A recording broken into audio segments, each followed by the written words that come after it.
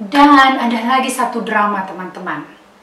Buka mata, tetapi teman-teman saya tidak bisa ngomong. Saya mau ngomong itu tapi kok kayaknya lidah saya itu kayak apa ya, kayak kekunci. Nggak bisa saya ngomong. Saya sebenarnya mau ngomong apa gitu tapi nggak bisa.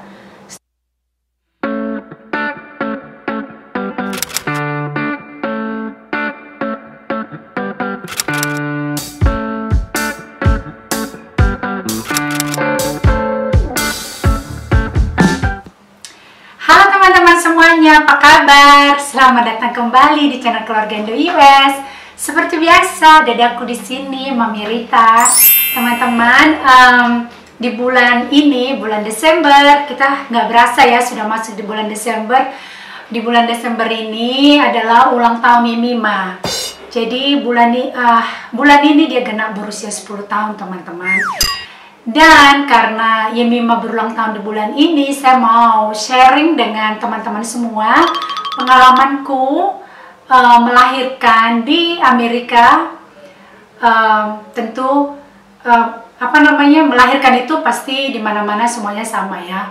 Tapi karena ini kita jauh dari sana keluarga, jauh dari tanah air, jadi ada sedikit-sedikit yang berbeda. Mudah-mudahan teman-teman semua yang menonton ini bisa bisa ada manfaatnya, ada kegunaannya saat sharing video ini. Jadi tanpa berlama-lama lagi saya akan cerita.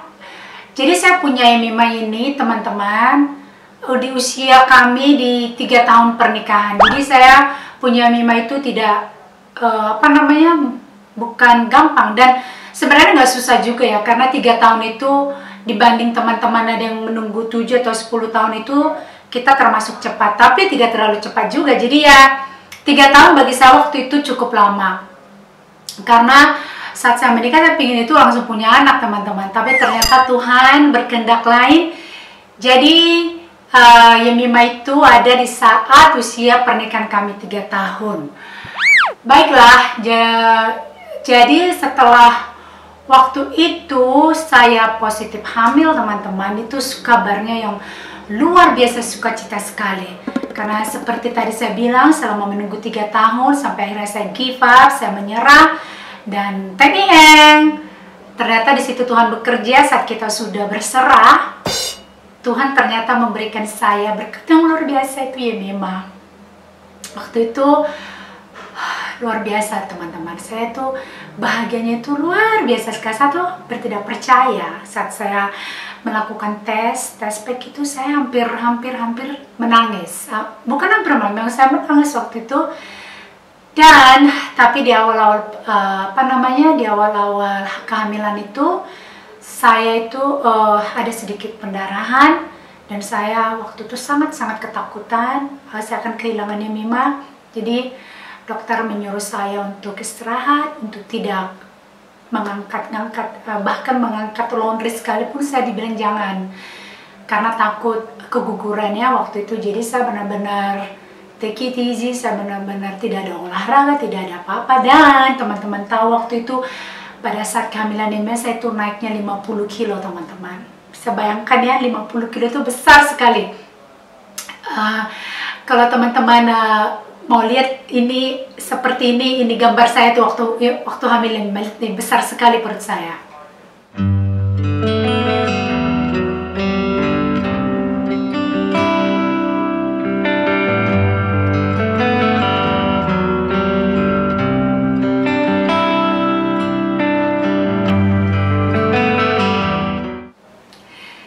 Dan satu lagi teman-teman, pada saat saya bleeding itu, ini ya saya mau sharing.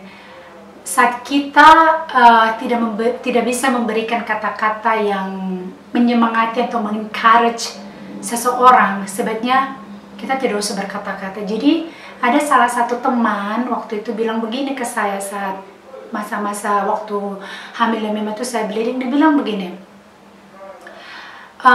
ya udahlah, serahkan aja sama Tuhan. Kalau memang Tuhan berkehendak, nanti anaknya akan lahir. Tapi kalau memang bukan kehendak Tuhan, ya kita relakan aja, katanya. Di situ saya blok. Saya dengar kata-kata itu saya semakin ketakutan teman-teman. Jadi kalau menurut saya, kalau misalnya ada teman di posisi yang seperti itu, dia ada masa-masa sulit seperti itu, dia bleeding atau apa pada saat kehamilan, sebaiknya tidak usah mengeluarkan kata-kata seperti itu ya. Mungkin maksudnya temanku itu baik, memang benar kalau sudah kehendak Tuhan pasti akan terjadi. Tapi pada saat seseorang mengalami ketakutan seperti itu, sepertinya kata-kata itu kurang tepat. Mungkin kita bisa memberikan semangat, you can do it, kamu pasti bisa, Tuhan pasti akan melindungi kamu, Tuhan pasti akan melindungi bayimu, bayimu pasti akan sehat, kamu akan sehat. Kata-kata seperti itu sebenarnya yang kita perlukan di saat-saat kita ketakutan ya. Jadi ini sharing aja, sharing pengalaman. Dan pada saat itu juga saya benar-benar berserah sama Tuhan, saya serahkan semuanya sama Tuhan. Saya bilang, saya berkata-kata, Tuhan, Kau telah memberikan bayi ini di dalam kandungan saya, tapi berarti Tuhan akan membuat bayi ini selamat, sehat, tidak kurang suatu apapun juga, dan dia akan lahir dengan sempurna, tidak kurang suatu apapun juga. Saya confess itu berkali-kali, saya ucapkan itu terus setiap saat, dan saya topang tangani perut saya doakan. Dan ya, puji Tuhan, Yemima lahir dengan selamat, tidak kurang suatu apapun juga. Tetapi teman-teman, saat Yemima itu lahir, jadi saya itu butuh waktu 3,5 jam untuk push, bahasa Indonesia apa? Ngejan ya, butuh 3,5 jam ngejan. Karena mungkin anak pertama ya teman-teman, I don't know what to expect, and biarpun sudah baca buku, tetap aja masih baru gitu loh. Apa yang dibilang di buku kadang-kadang berbeda dengan realita yang sebenarnya. Jadi waktu itu benar-benar perjuangan yang sangat-sangat sangat-sangat luar biasa. Jadi setelah 3,5 jam saya ngejan, si Mima belum keluar, belum lahir. Jadi dokter saya bilang gini ke saya, oke, ini terakhir kali kamu nge-push, ini terakhir kalinya. Kalau sampai kamu tidak bisa lagi nge-push, kita akan C-section alias operasi. Dan karena bayinya ini udah di bawah, saya akan push kembali dia ke atas, dan itu sakit katanya. Ini yang terakhir kali. Kamu kalau tidak berhasil juga kali ini, saya akan bawa kamu ke ruang operasi. Udah, saya ketakutan waktu itu ya teman-teman ya, berdoa. Dan kata dokter ini terakhir kalinya, dan saya push ternyata yang Bima lahir tuh teman-teman dengan selama tidak kurang suatu pun juga. Dan waktu itu pas yang Bima lahir, dia tidak bersuara. Dan saya sempat ketakutan dengan nangis gitu ya. Saya bilang ke dokter, kenapa dia tidak bersuara? Dan dokter bilang gini, oh jangan khawatir katanya. Ini sebentar dia akan nangis. Terus punggungnya itu ditepuk-tepuk sama dokter, dan ya memang nangis. Dan biarpun nangisnya tidak kencang, dia tuh nangisnya soft banget, sangat lembut. Anak cewek ya, jadi lembut sekali nangisnya.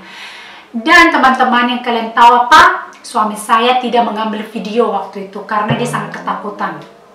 Jadi pada sudah selesai ini semuanya, saya lihat dia terduduk di sofa gitu, lemas sekali, dia pucat.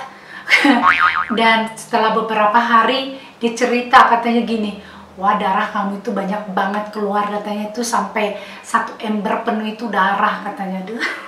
Aduh, kalau ngebayangin itu ya teman-teman ya.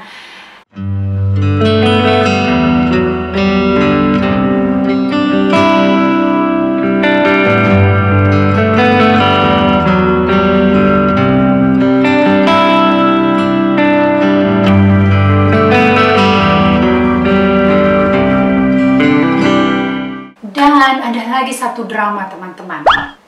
Jadi setelah semuanya Mima sudah lahir, sudah bersih, sudah semuanya ini semuanya sudah bersih, sudah rapi.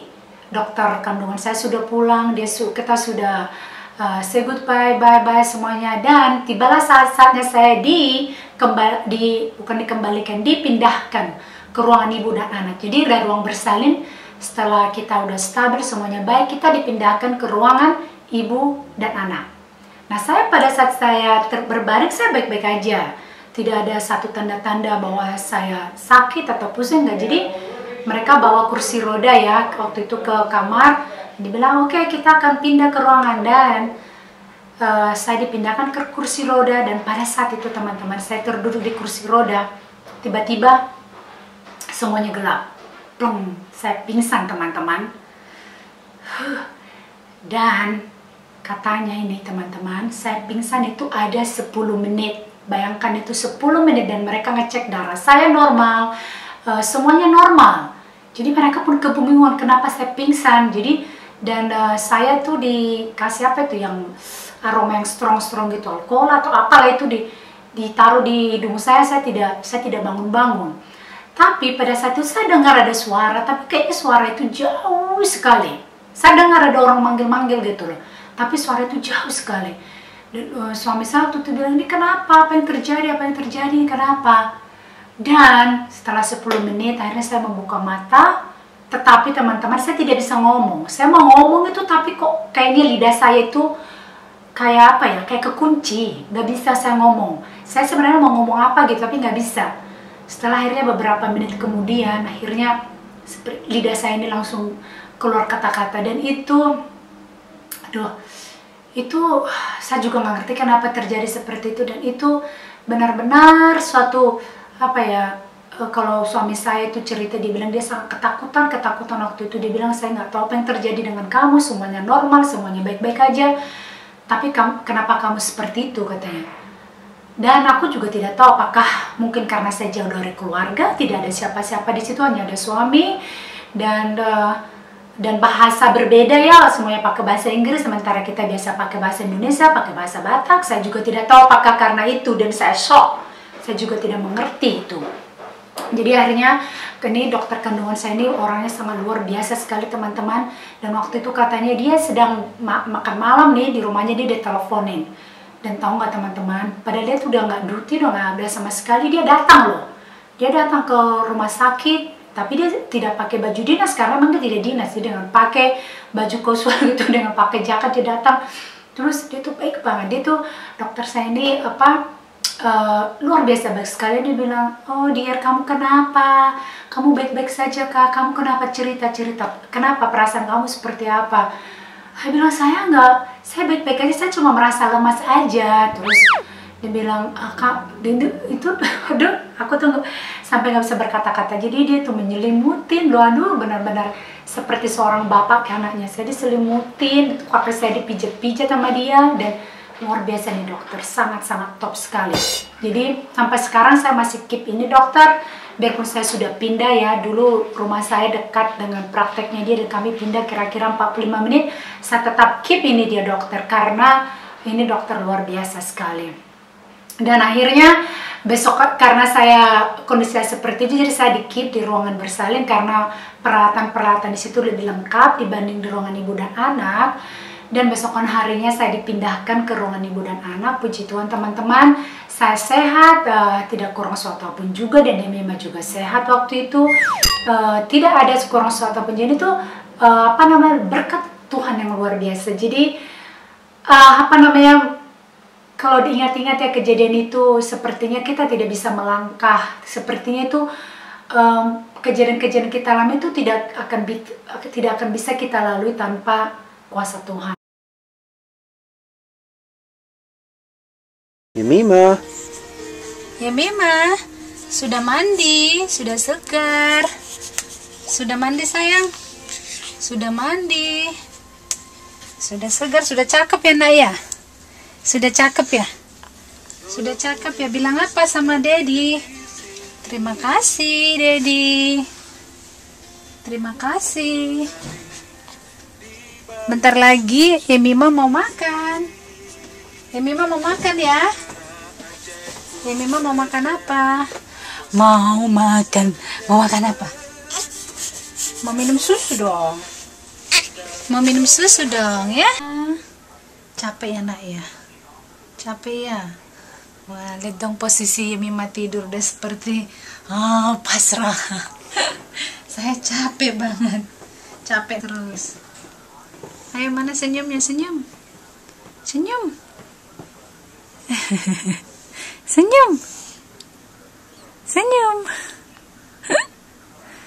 ya Mima. Ini tidurnya udah seperti anak dewasa ini. Udah seperti anak gede tidurnya. Padahal baru 3 hari dia. Baru 3 hari ini umurnya. Cantik ya Yemima ya.